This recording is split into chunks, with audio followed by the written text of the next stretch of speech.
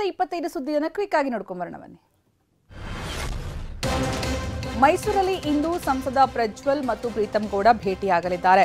ಹಾಸನ ಕ್ಷೇತ್ರವನ್ನ ಜೆಡಿಎಸ್ಗೆ ಬಿಟ್ಟುಕೊಟ್ಟಿದ್ದಕ್ಕೆ ಪ್ರೀತಂ ಗೌಡ ಮುನಿಸಿಕೊಂಡಿದ್ದು ಇಂದು ರಾಜ್ಯ ಬಿಜೆಪಿ ಉಸ್ತುವಾರಿ ರಾಧಾ ಮೋಹನ್ ದಾಸ್ ಅಗರ್ವಾಲ್ ಸಮ್ಮುಖದಲ್ಲಿ ಭೇಟಿಯಾಗಲಿದ್ದಾರೆ.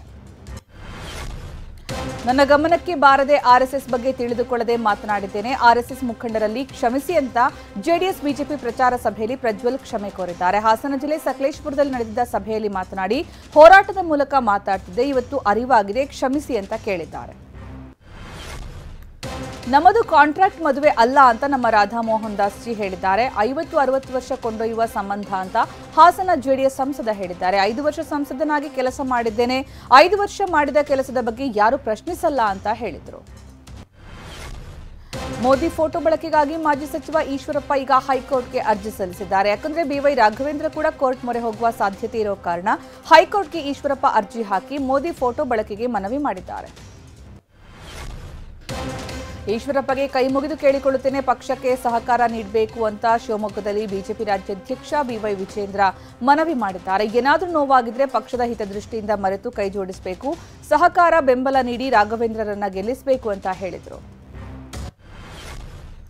ಮಂಡ್ಯ ಮತ್ತು ಹಾಸನವನ್ನ ಗಂಭೀರವಾಗಿ ಪರಿಗಣಿಸಿರುವ ಕಾಂಗ್ರೆಸ್ ಜಿಸಿ ಚಂದ್ರಶೇಖರ್ ನೇತೃತ್ವದಲ್ಲಿ ಕಾರ್ಯತಂತ್ರ ಪಡೆ ರಚಿಸಿದೆ. ವಾರ್ ರೂಮ್ ನಿರ್ವಹಣೆ ಜೊತೆಗೆ ಬೂತ್ ಮಟ್ಟದ ಕಾರ್ಯಕರ್ತರ ಜೊತೆ ಸಂಪರ್ಕ ಸಾಧಿಸಲು ಪ್ಲಾನ್ ಮಾಡಲಾಗಿದೆ.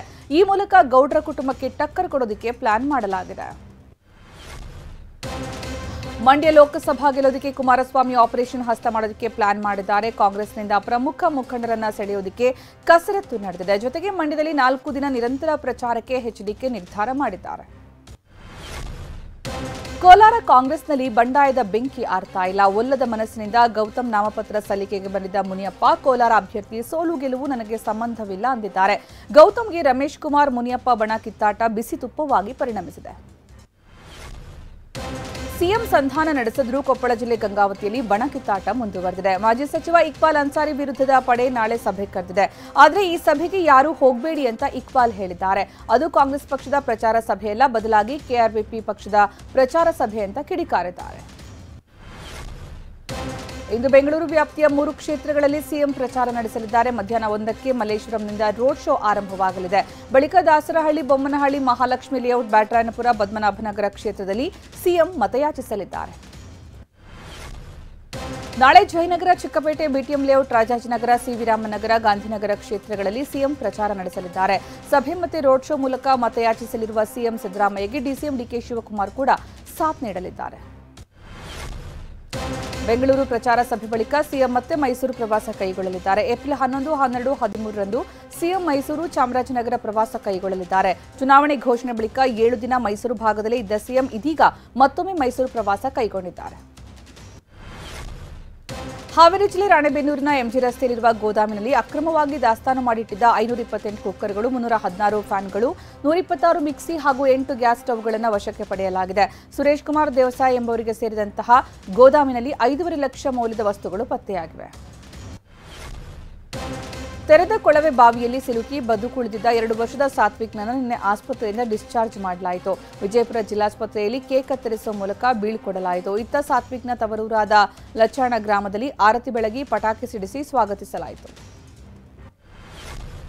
ದೆಹಲಿ ಸಿಎಂ ಕೇಜ್ರಿವಾಲ್ ಬಂಧನ ಖಂಡಿಸಿ ಇಂದು ಆಪ್ ಸತ್ಯಾಗ್ರಹ ನಡೆಸಲಿದೆ. ದೆಹಲಿಯ ಜಂತರ್ ಮಂತರ್ನಲ್ಲಿ ಆಪ್ ಕಾರ್ಯಕರ್ತರು ಸಾಮೂಹಿಕ ಉಪವಾಸ ಸತ್ಯಾಗ್ರಹ ನಡೆಸಲಿದ್ದಾರೆ. ಕೇಂದ್ರ ಸರ್ಕಾರ ಇಡಿ ನಡೆ ಖಂಡಿಸಿ ಸತ್ಯಾಗ್ರಹಕ್ಕೆ ಕರೆ ನೀಡಲಾಗಿದೆ. ಆರ್ಸಿಬಿ ತಂಡಕ್ಕೆ ಹ್ಯಾಟ್ರಿಕ್ ಸೋಲಿನ ಆಘಾತ ಅನುಭವವಾಗಿದೆ. ವಿರಾಟ್ ಶತಕವೀರನಾಗಿ ಹೊರಹೊಮ್ಮಿದ್ರೂ ಬೆಂಗಳೂರು ತಂಡ ಮತ್ತೆ ಮುಗ್ಗರಿಸಿದೆ. 6 ವಿಕೆಟ್ಗಳ ಅಂತರದಿಂದ ರಾಜಸ್ಥಾನ ತಂಡ ಪಂದ್ಯವನ್ನು ಗೆದ್ದಿದೆ. ಹ್ಯಾಟ್ರಿಕ್ ಸೋಲು ಅನುಭವಿಸಿರುವ ಆರ್ಸಿಬಿ ತಂಡ ಗುರುವಾರ ಮುಂಬೈ ಇಂಡಿಯನ್ಸ್ ತಂಡವನ್ನು ಎದುರಿಸಲಿದೆ. ಟಿ20 ಪಂದ್ಯಾವಳಿಗಳಲ್ಲಿ ಈವರೆಗೆ ಅತಿ ಹೆಚ್ಚು ಶತಕಗಳನ್ನು ಬಾರಿಸಿರುವ ತಂಡಗಳ ಪೈಕಿ ಆರ್ಸಿಬಿ ತಂಡ 18 ಶತಕಗಳನ್ನು ಹೊಂದಿದ್ದು ನಂಬರ್ 1 ಆಗಿದೆ. 18 ಶತಕಗಳು ಆರ್ಸಿಬಿ ಸಿಡಿಸಿದ್ದು ಅದರಲ್ಲಿ 9 ಶತಕ ಕೊಹ್ಲಿಯದ್ದೇ ಆಗಿವೆ. ರಾಜಸ್ಥಾನ ತವರಲ್ಲಿ ರಾಜಸ್ಥಾನ್ ರಾಯಲ್ಸ್ ತಂಡ ಆರ್ಸಿಬಿ ವಿರುದ್ಧ ಆಡಿದ ಪಂದ್ಯದಲ್ಲಿ ಉತ್ತಮ ಹೆಜ್ಜೆ ಇಟ್ಟಿದೆ. ರಾಜಸ್ಥಾನ ತಂಡ ಸಿಡಿಸುವ ಪ್ರತಿಯೊಂದು ಸಿಕ್ಸರ್ಗೆ ರಾಜಸ್ಥಾನದಲ್ಲಿನ 6 ಬಡ ಕುಟುಂಬದ ಮನೆಗಳಿಗೆ ಸೋಲಾರ್ ವಿದ್ಯುತ್ ನೀಡುವ ಅದ್ಭುತ ಕೆಲಸ ಮಾಡಲಾಗಿದೆ.